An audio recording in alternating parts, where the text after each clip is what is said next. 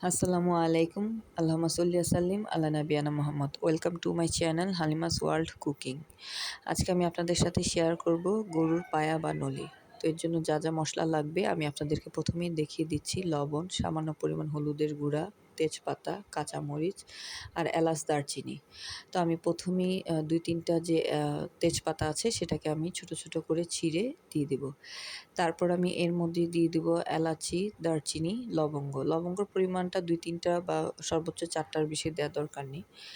তারপর আমি এর মধ্যে দিয়ে দিব ১০-১২ টা কাঁচামরিচ। একটা জিনিস খেয়াল রাখবেন, নিহারিতে হলুদ মরিচের পরিমাণটা খুবই কম যায়, ১/২ টেবিল চামচ। আর আ কাঁচামরিচের ঝালটাই বেশি যায়। তো আমি এরপর ১/২ টেবিল চামচ হলুদ মরিচ দিয়ে দিলাম, লবণ দিয়ে দিলাম। এরপর আমি ১ মুঠ পেঁয়াজ দিয়ে দিলাম।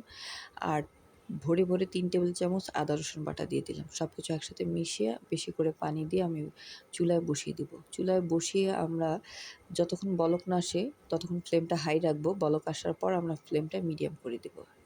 তারপর ফ্লেমটা আমরা সবসময় লো টু মিডিয়ামই রাখবো। কারণ গরুর নিহারি যত বেশি জাল পাবে তত বেশি নরম হবে। তো যখন হয়ে আসবে তখন আমরা এটাকে পেঁয়াজ, রসুন, এলাচি, দারচিনি দিয়ে আবার বাগার দিব। আর ১ টা বা ২ টা তেজপাতা দিয়ে।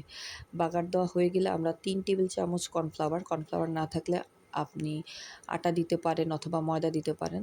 তারপরে ৩ টেবিল চামচ কর্নফ্লাওয়ার সামান্য একটু পানি দিয়ে গুলিয়ে আমি আ ফুটন্ত নিহারির মধ্যে দিয়ে দিব। তাহলে হবে কি, ঝোলটা আপনার অনেক আঠালো হবে এবং খেতেও অনেক সুস্বাদু হবে। তো যারা নতুনরা আছেন, নিহারি রান্না জানেন না, একদম সহজভাবে আপনাদেরকে দেখালাম। আশা করি আপনারা পারবেন। আসসালামু আলাইকুম।